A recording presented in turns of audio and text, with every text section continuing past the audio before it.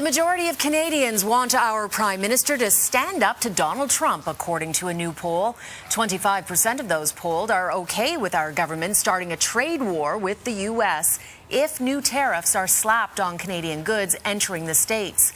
33% somewhat support that concept. Meanwhile, a second poll indicates Canadians prefer Trump's economic approach over Trudeau's. 43% of those polled say they approve of the job the Prime Minister is doing in managing the economy. On the other hand, 53% give a thumbs up to Trump's economic approach.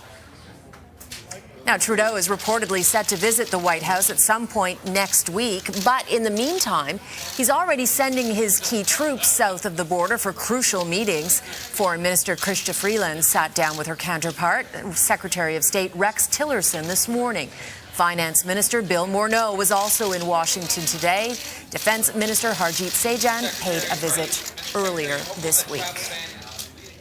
And political strategist Jim Warren joins me now to size up what's happening. Now, what do you make of these polls? That has to sting for our Prime Minister because most Canadians overall don't approve of Trump. But if they approve of his economic performance, which I'm not sure what that would be because he hasn't really done anything yet.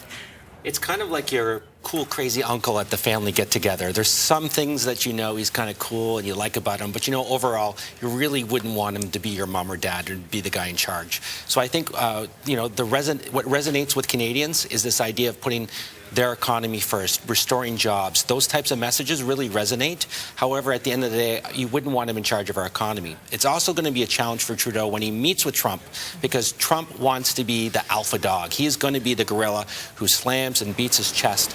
Trudeau will win, not the PR battle. He'll win in what the economic deal he can strike, if he can strike a real deal, real balance, and protect jobs in Canada. But Trudeau, and we're already seeing it, because he was really tiptoeing around the ban and didn't come right out and condemn it, and he was facing some heat in Ottawa over that.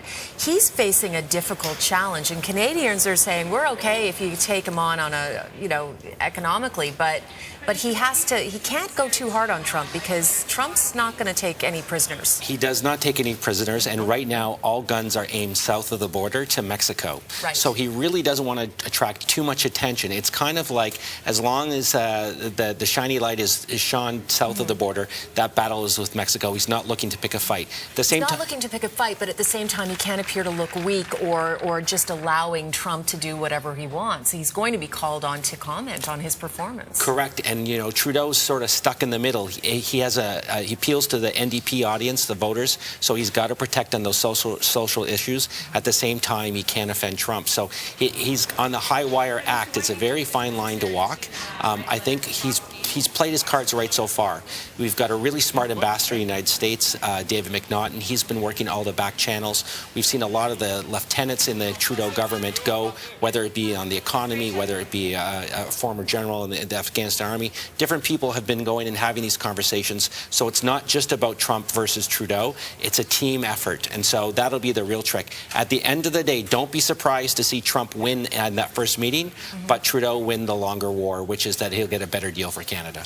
Well, and it's interesting because a lot of the behind-the-scenes work is actually where all the work is done. Right? And it's just at the end of the day, the premiers or prime ministers, and in any of these scenarios, show up and they sign on the dotted line. The devil is in the details. We have seen, though, Trudeau is smart. He's pragmatic. He knows come election day for himself 3 years from now, he'll get reelected not on beating Trump. He'll get elected if the Canadian economy is going well. And so don't be surprised to see him lose, again, these short-term battles with Trump.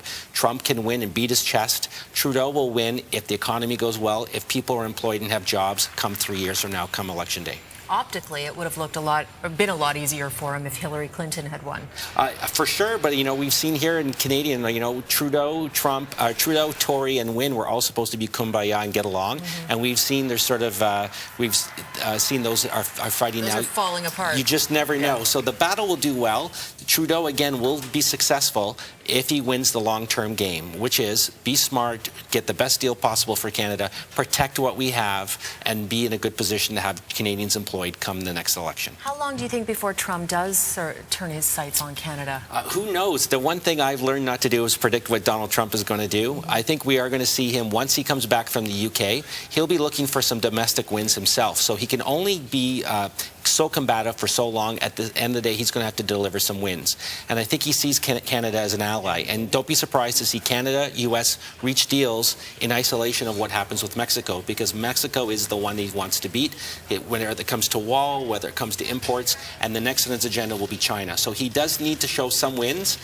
I think we see Trudeau and the team trying to create an environment that Trump can have a win with Canada. What's the message to Trudeau back to this poll if the majority of Canadians think Trump's economic policies are better than Trudeau's? I think he doesn't care about this poll. He's got to worry about, the only poll that matters is election day.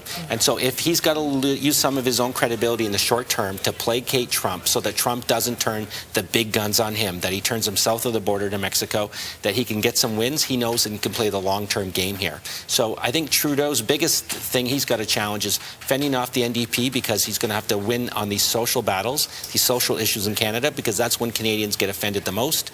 How can he sort of, again, that high wire act, not offend Trump in turning down the social issues to keep him nice and warm and cozy to win on the economic issues? Should Trudeau invite Trump to Ottawa? I mean, we've seen what's happening in Britain with this massive poll and well over 1 million people plus saying don't bring him here. If he comes here, the people will go crazy. It's smart for Trudeau to go to Washington. We saw Trudeau have a big victory with Obama last June. He looked like the superstar that he is. He's going to try and look to replicate that and have some wins in different ways. Go to Washington. He looks prime ministerial. Right now, the NDP and the Conservatives are leaderless. He'll look very, very all those strong characteristics he wants to emphasize that make him look like he should be prime minister for a long time can get done in Washington. All right, Jim, thanks very much. Thank you.